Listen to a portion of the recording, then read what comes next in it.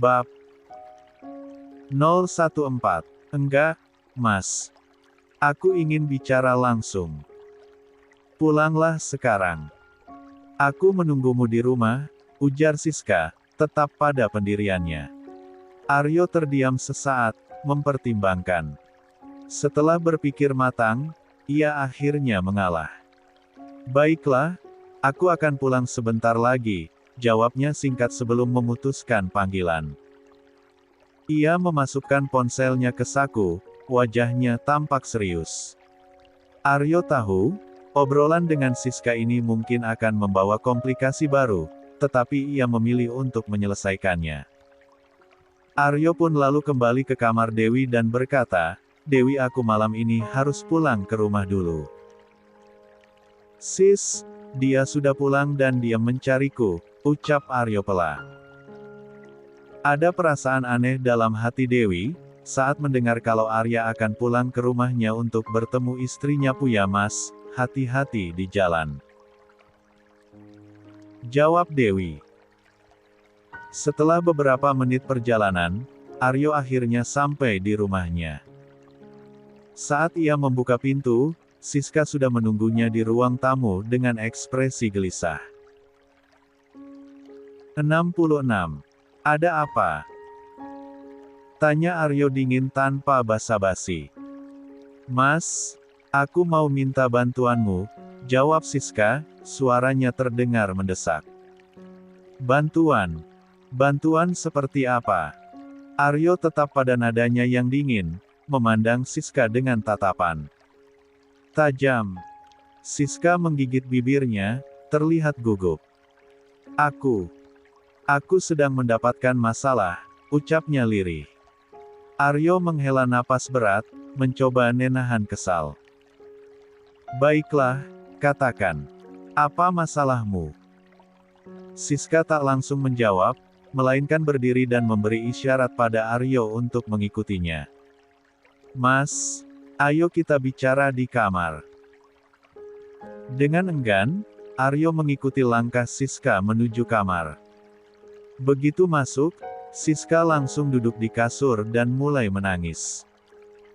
Aryo berdiri di dekat pintu, menatapnya dengan raut datar. "Mas, tolong aku.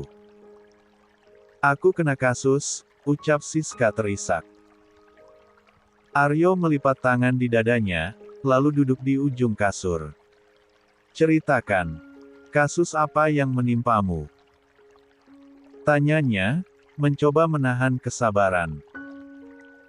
Siska mengusap air matanya, lalu berkata dengan suara bergetar, "Tapi kamu jangan marah ya, Mas."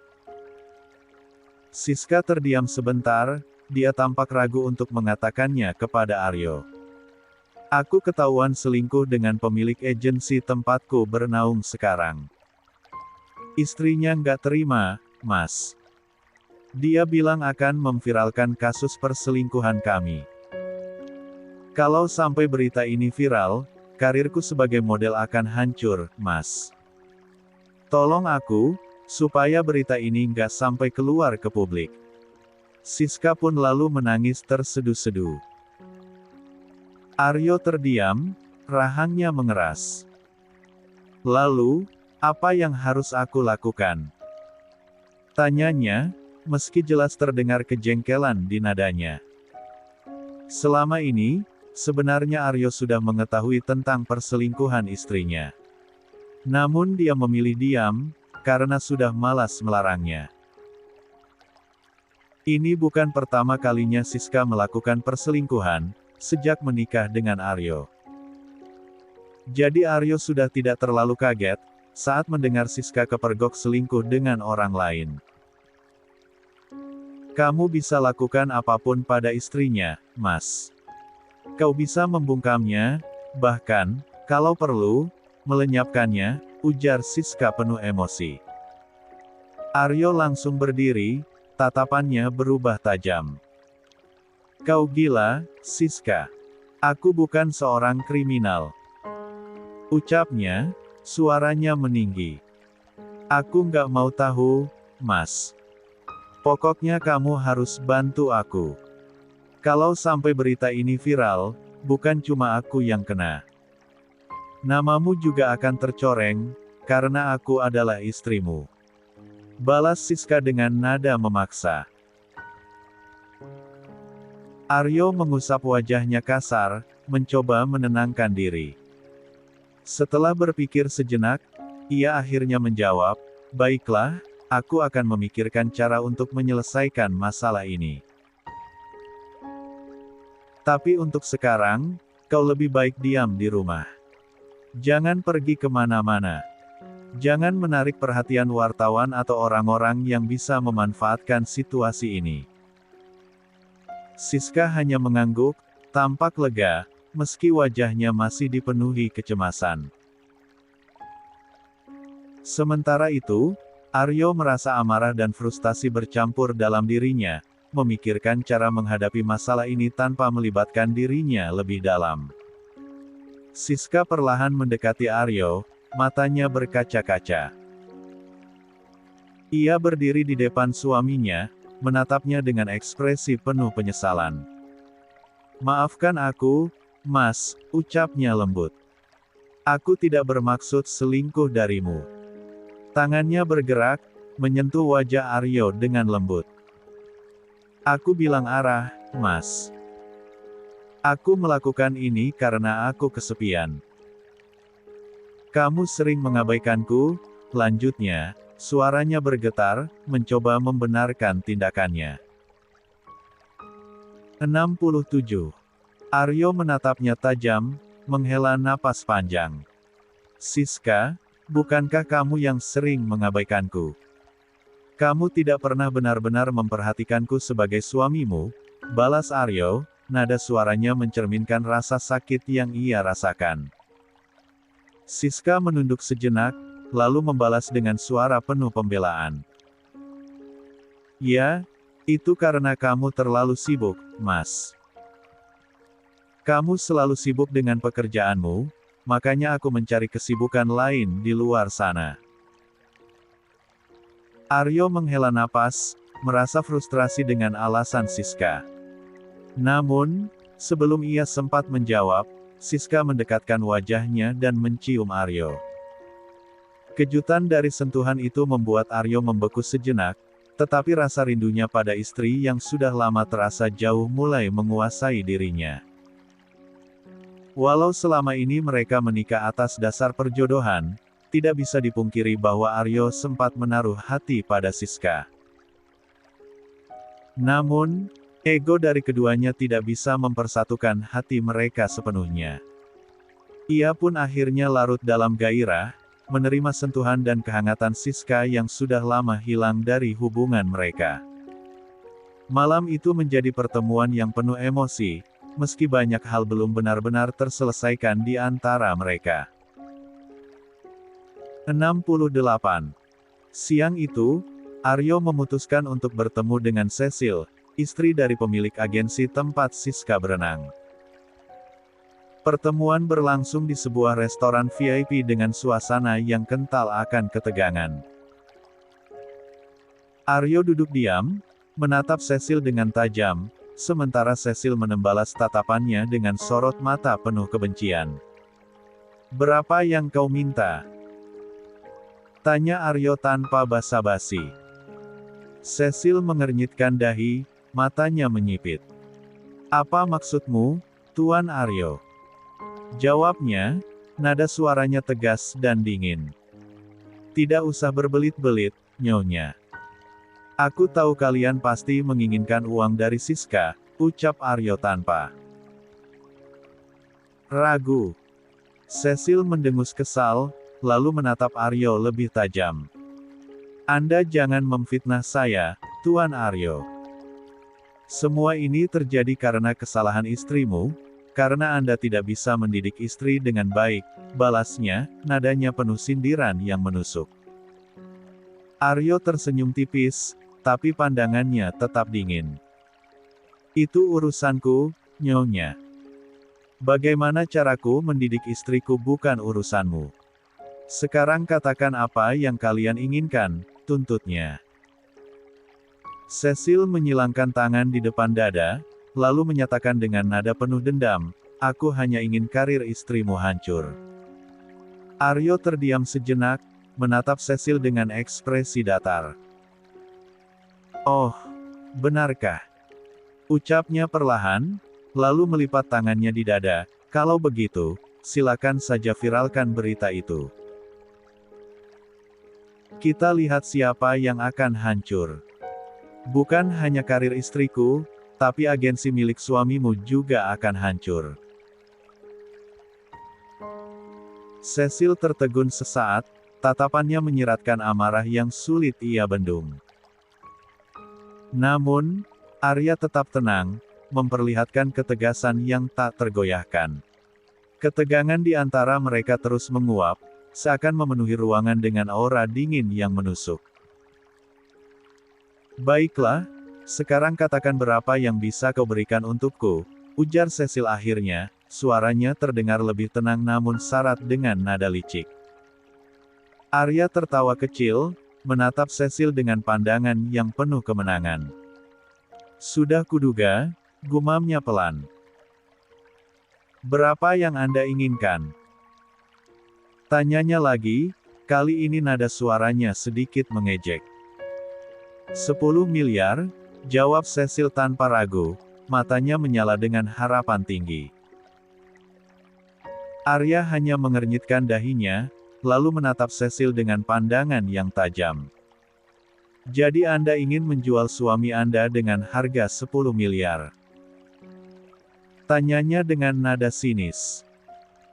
Ia mencondongkan tubuhnya sedikit ke depan, menekankan maksudnya. "Aku akan beri Anda 5 miliar. Tidak lebih, tidak kurang. Entah Anda mau atau tidak, hanya itu yang bisa aku berikan." Cecil mendengus, wajahnya merah padam. "Oh, jadi ini suami dari Siska. Aku kira Anda sangat kaya raya, hingga kelakuan Anda begitu sombong, nyatanya Anda bahkan tidak bisa memberiku 10 miliar, balas Cecil dengan nada mengejek. Arya tertawa pelan, lalu menggelengkan kepala. "Anda meminta 10 miliar. Ini bukan hanya kesalahan istriku, Siska, tapi juga suami Anda. Jadi, sebaiknya 5 miliarnya lagi Anda minta pada suami Anda," ucap Arya dengan tenang namun menusuk. Tanpa banyak bicara lagi, Arya mengeluarkan sebuah kartu ATM dari sakunya. "Di dalam sini ada 5 miliar lebih, anggap saja sisanya sebagai amal. Aku anggap masalah ini selesai. Terserah Anda mau menerimanya atau tidak," ujarnya, lalu meletakkan kartu itu di meja, tepat di depan Cecil. 69. Setelah itu, Arya bangkit dari tempat duduknya, memberi Cecil satu pandangan terakhir sebelum berbalik dan pergi meninggalkan restoran. Cecil hanya bisa terdiam, matanya menatap tajam ke arah kartu itu, sementara amarahnya memuncak. Namun, ia tidak berkata apa-apa, hanya termenung dalam kekesalan yang mendidih di dadanya. Hari ini, Dewi memutuskan meminta izin kepada Aryo untuk pulang ke kampung halamannya demi menjenguk ibunya yang dirawat di rumah sakit. Karena Aryo tidak datang ke villa hari ini, Dewi mengirimkan pesan melalui ponsel. "Mas, hari ini aku ingin pulang ke kampung menemui ibu. Kemarin Sali mengabariku kalau ibu masuk rumah sakit." Pesan itu dikirim Dewi dengan hati yang cemas. Tak berselang lama, ponsel Dewi berdering. Aryo menelepon. "Halo, Mas," sapa Dewi ketika mengangkat telepon. "Apa kamu yakin ingin pulang hari ini?" tanya Aryo, nadanya sedikit terkejut. "Iya, Mas. Ibu masuk rumah sakit. Jadi aku harus pulang sebentar untuk menjenguknya dan memastikan kondisinya," jawab Dewi dengan suara lembut namun tegas. Aryo terdiam sejenak di ujung telepon sebelum akhirnya berkata, "Baiklah, kalau begitu aku akan menghubungi Pak Danang untuk mengantarmu." Kau juga akan pergi bersama 2 bodyguard yang ada di villa, demi keamanan. Walaupun merasa sedikit keberatan dengan pengawalan tersebut, Dewi menyadari Aryo hanya ingin memastikan dirinya aman.